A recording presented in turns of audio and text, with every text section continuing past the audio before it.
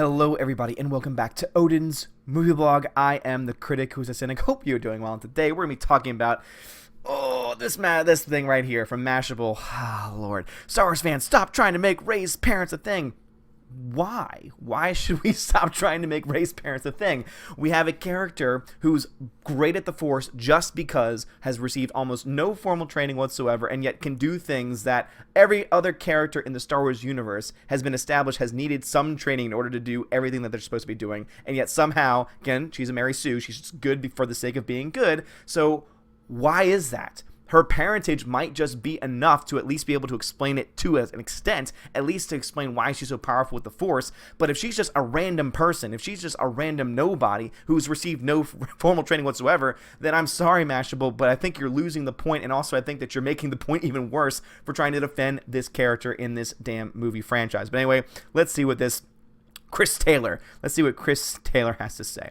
It's fascinating to watch conspiracy theories die. Their diehard captains still cling to shards of evidence as the ship of belief cracks and sinks all around them. Oh, so very dramatic.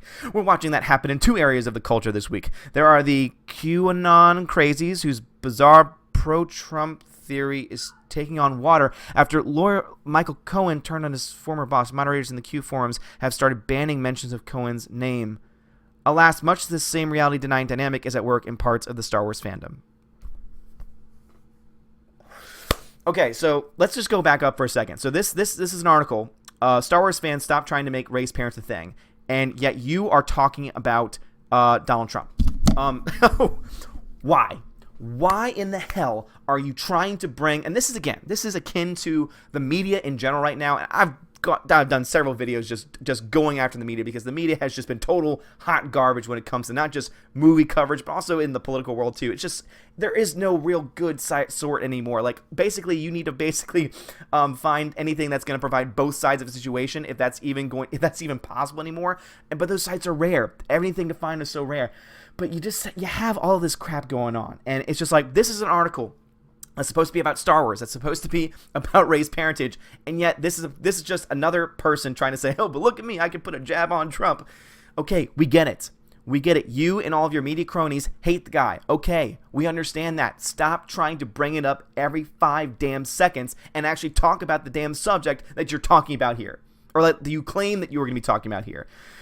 Oh, I just had to get that out of the way. I'm so sick and tired of it, though. I'm so sick and tired of them trying to meld these two worlds together. It's the same reason why I get ticked off every single time the Oscars or any award show or any movie for that matter tries to bring in modern politics into their movie, into their shows, because, I'm sorry, we don't watch movies. We don't watch those things to be preached to. We don't watch those things for a political message. We watch those things to escape. Again, escapism is a very beautiful thing. To be able to just watch a movie for 2 hours, forget about the problems of the world, forget about your own personal problems, is a great feeling. But when you're watching a movie that's supposed to be about something, and then all of a sudden something from our modern times gets brought into it when it has no business being there in the first place, drives me insane. Same thing here. I'm reading this article to find out why you think people need to stop complaining about raised parentage, and yet you're going on to talk about freaking Donald Trump. So screw you, man. All right, anyway, the parentage of Rey Daisy Ridley was revealed in The Last Jedi way back in December. Her parents were drunken nobodies. Still, all these months later, some true believers in discredited theories hold out hope that this plot point will be reversed by J.J. Abrams in the upcoming Episode 9, and some websites are all too ready to attract eyeballs by stoking that belief. But that's just not how stories work. That's not how any of this works.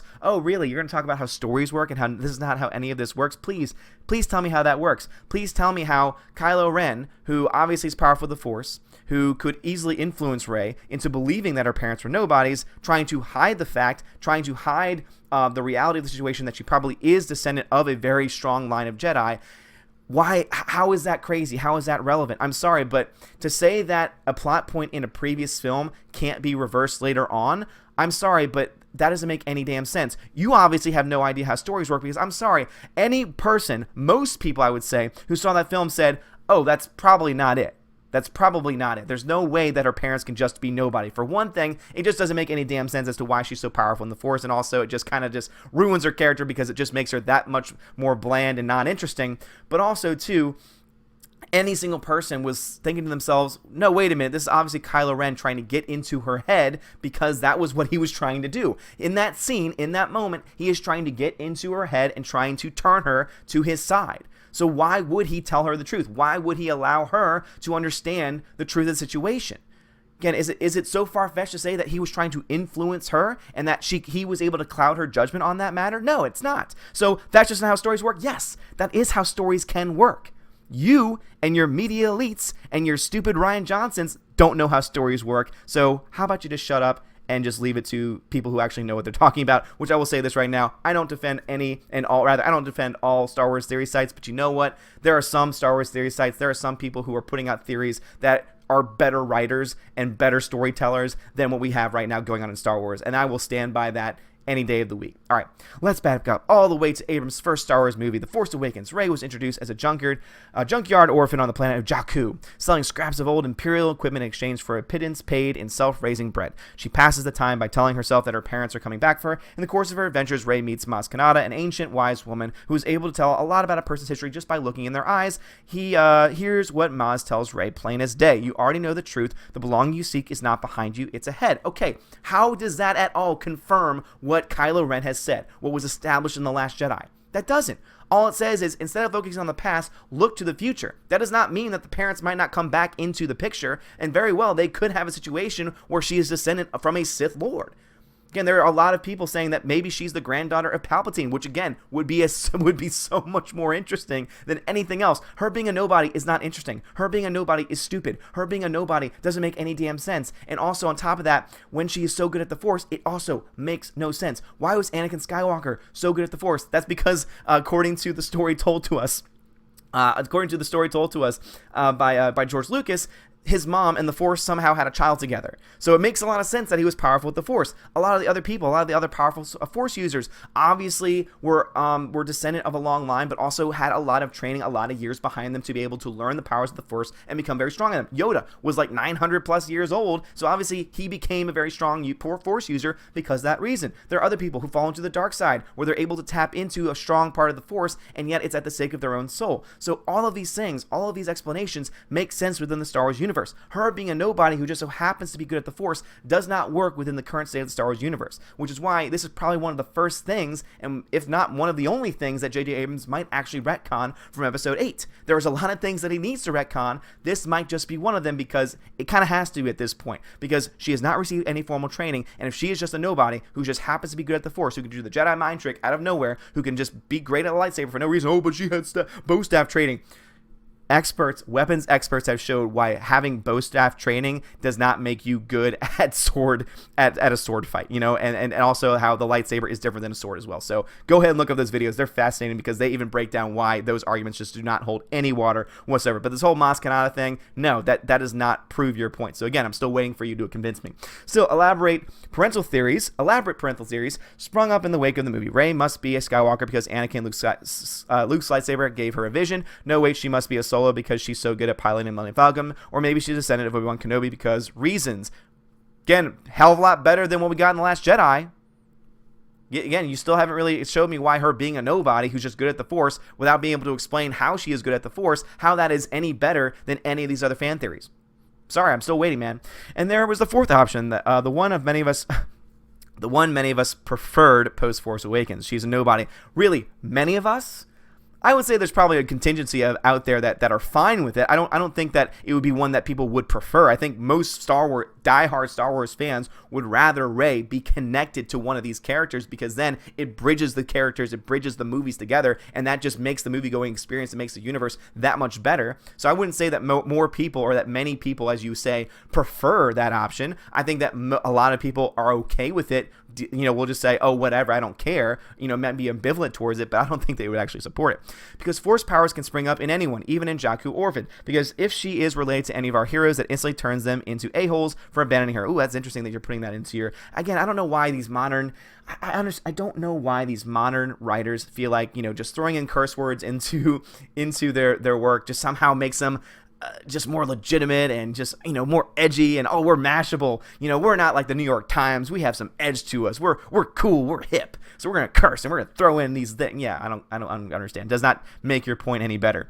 But most of all, because of Maz basically has said already right there in Abrams' film, no, again, If that is the hinge of your argument and to explain why this makes sense, why her being a nobody is better, why her being a nobody makes any sense being as good at the Force that she is, you have nothing to stand on. You have absolutely nothing to stand on because it does not make any sense, because Maz Kanata's words do not mean what you think they mean, because you obviously don't know how stories work, going back to your own words there. So again, oh boy. Then writer and director confirmed the nobody theory in Last Jedi. You know the truth, Kylo Ren tells Rey, literally echoing Maz. They were filthy junk traders, sold you off for drinking money. They're dead in paupers' graves in the Jakku desert.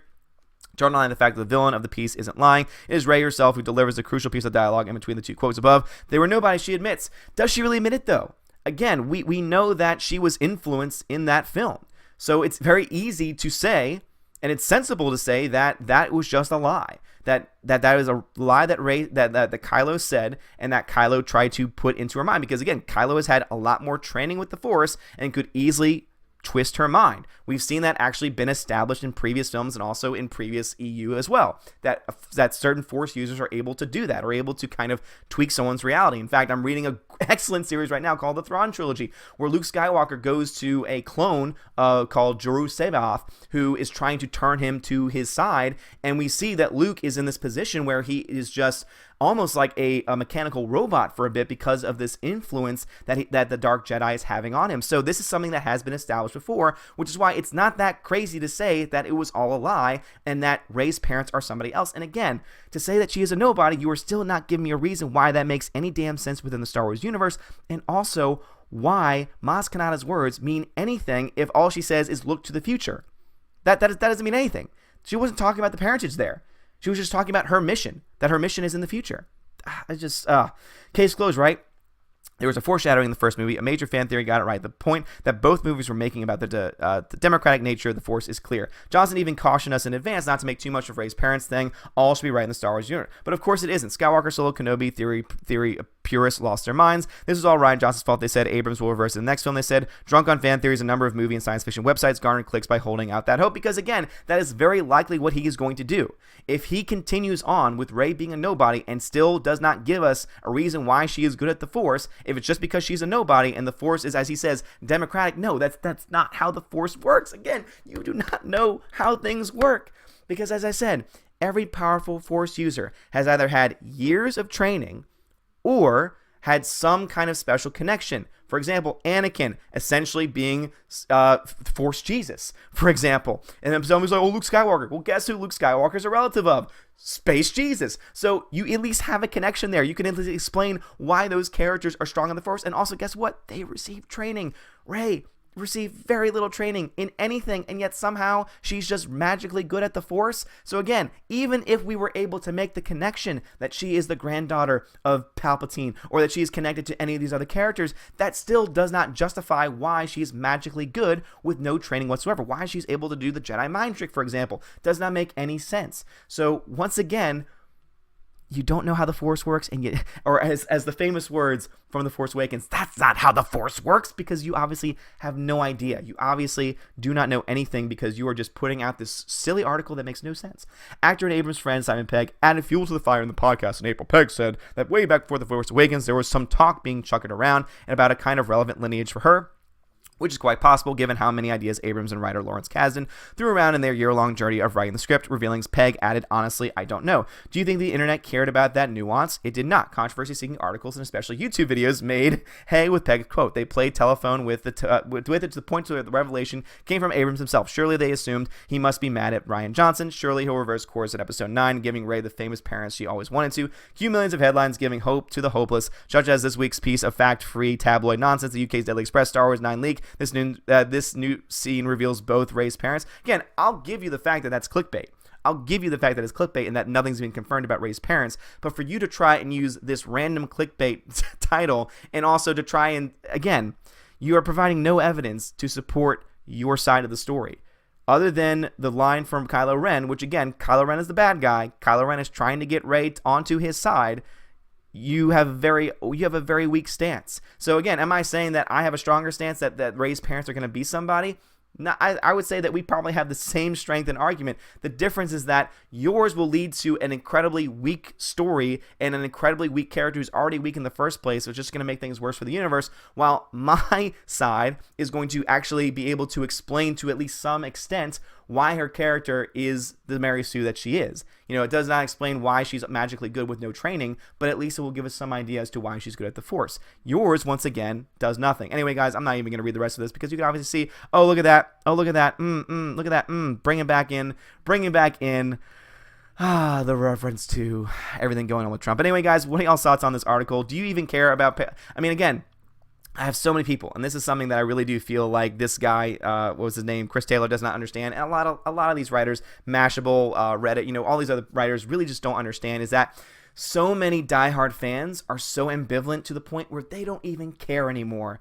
The fact is that people who read this article, for the most part, are either going to be just your lackeys who will just try and, you know, keep you within that vacuum, keep you within that, oh, you know, yes, oh, you're absolutely right, trying to keep you there, or it'll be people who just read it because they just don't care one way or the other. They're gonna say, "Oh, I guess that's fine, but I don't really care." Fact remains that with Rey's parents not being a thing, with Rey's parents not really being explained, her character doesn't make any sense. But anyway, guys, what are y'all's thoughts about this? Please let me know in the comments below. And also, oh my goodness, are you just so sick and tired of people, especially with Star Wars news, trying to tie this into outside politics that have nothing to do with it? I know I am. Please let me know your thoughts below. I'd greatly appreciate that. Also, if you like this video, please hit that thumbs up, hit that subscribe. It helps me out a lot. Y'all are awesome. I also want to thank all of my new subscribers, especially some very special people over at the school that I work at, you know, some students. So thank y'all so much for being so supportive of the channel. Thank y'all so much for subscribing. Have a great day. And as always, God bless. Have a good one, guys.